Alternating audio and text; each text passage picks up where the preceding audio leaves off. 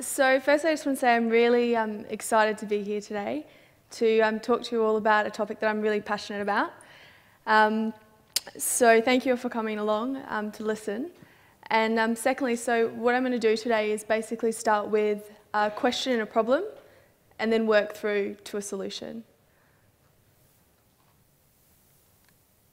Okay, so the question is first, who is supposed to manage society's problems? So things like health, education, things like diabetes type 2, which is actually growing at this point in time by 436%. And that's a huge increase. So one of the things I actually noticed this morning is that a lot of people have actually referenced the social problems and the fact that they're growing and there needs to be a solution. So that, I guess, really ties in with what I'm going to talk about today. So I guess there's a lot of different problems out there. I mean, everyone knows that they exist. The one thing that's happening, though, is they're starting to increase. So when I say who's supposed to manage them, traditionally I would say a lot of you would say government, or perhaps charities. So things like the Benevolent Society, the Cancer Council, groups like this are meant to manage these problems. Well, what I want to put forward today is that this system no longer works. So why is this? Well, what's actually happening at the moment is that these social problems are actually growing at unprecedented lengths. So there's always been social problems, but what we're actually seeing is that many of them are actually growing by such an extent that it's actually no longer viable for government or charity to manage them independently. So what's going to happen is they're going to start affecting you directly. So there's actually a study out there which alludes to the fact that a lot of people who give to charity give based on a personal connection. So in a lot of cases, people don't necessarily have a personal connection to certain charities. But what's actually going to happen, if we talk about, again, diabetes type 2, increasing by 436%, as I said, and that's massive. So what will happen is people that you know, so your mother, your family, my sisters, someone you know will be affected.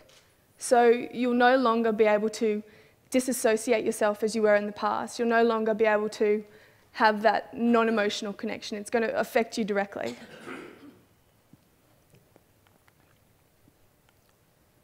So, like I said, the traditional managers of society's problems are going to run out of resources. It's no longer effective.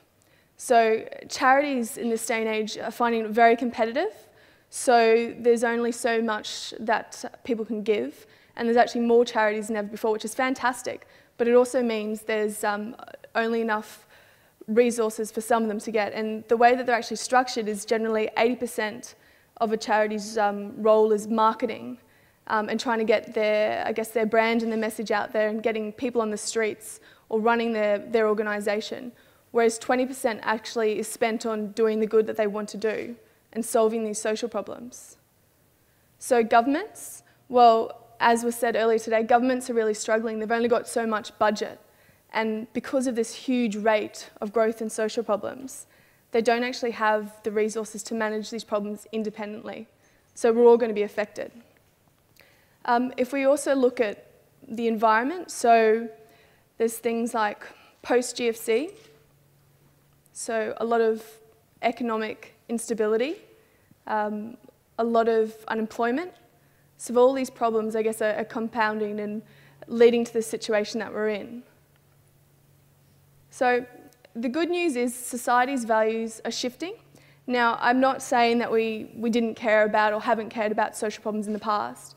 What I'm saying is that through our jobs, through our lives, we're actually getting a stronger social conscience, and we've also been enabled by technology to actually voice this to organisations and say, look, we want you to do the right thing.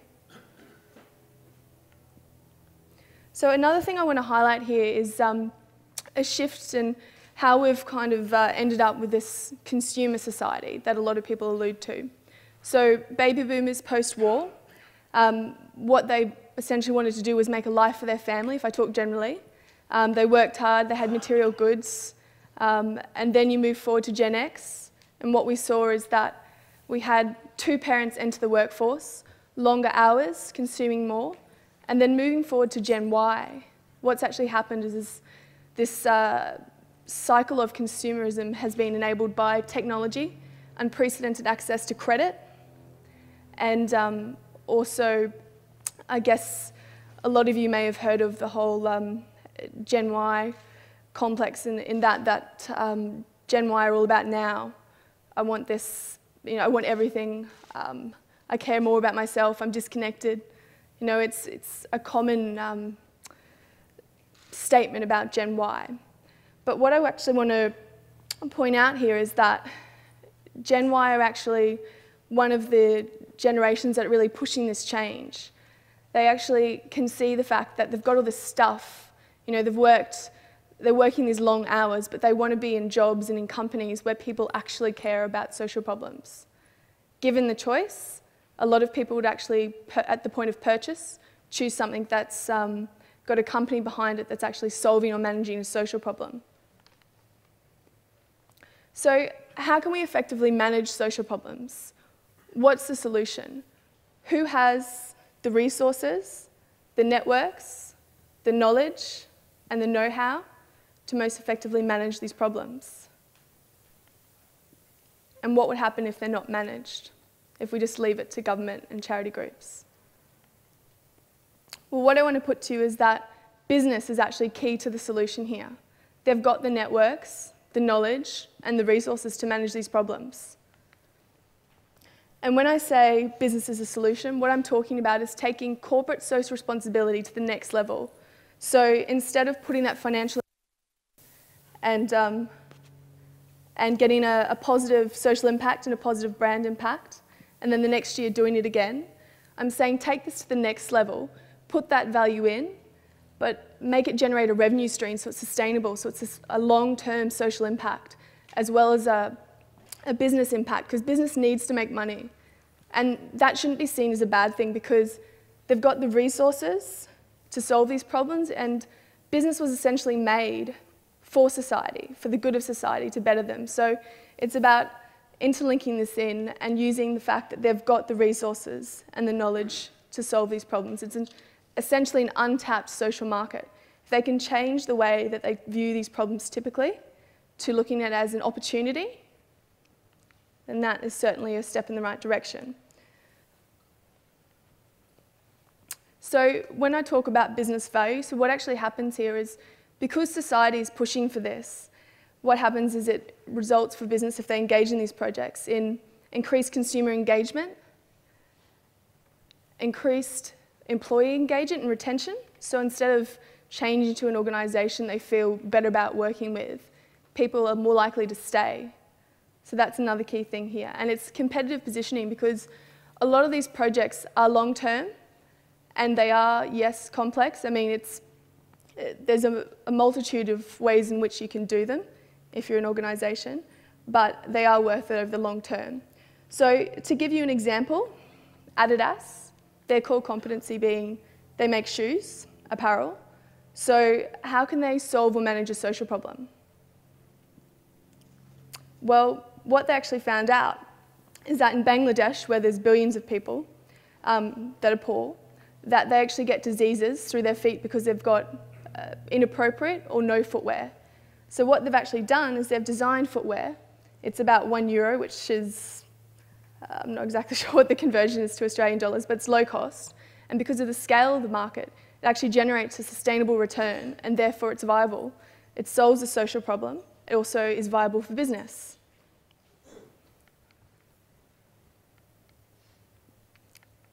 Okay, so I've basically touched a little bit on why all stakeholders will benefit. So consumers, because they'll be able to know that their society and the problems that will affect them, their families, are going to be managed by the people who have the best resources. CEOs and leaders, well, most companies already do CSR, corporate social responsibility. They're already spending the money. But now if they make it actually part of their strategy, they can measure it. They can say to their shareholders, you know, I put $40,000 into this project. This is the measurement, this is the result.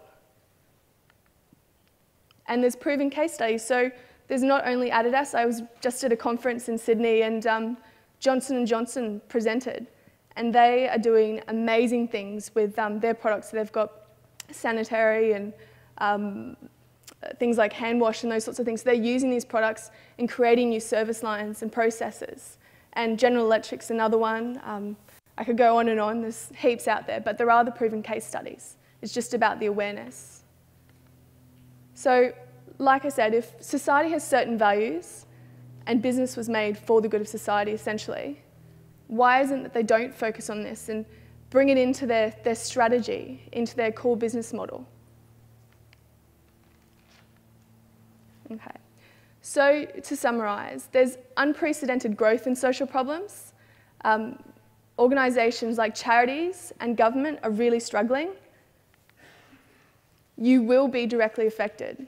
So this is actually going to impact on you. You're not going to be able to ignore it any longer. And it is a sustainable market. It's long term. There's organisations overseas that are doing it. It just needs the word to be put out there. So business is a key part of the solution. So what I want you to take away today is that you are students or employees, parents, members of the community. So the main thing here is you need to push for change. You have technology, you have a voice. It's one-to-one communication. It's just about putting the word out there and asking for it. Thank you.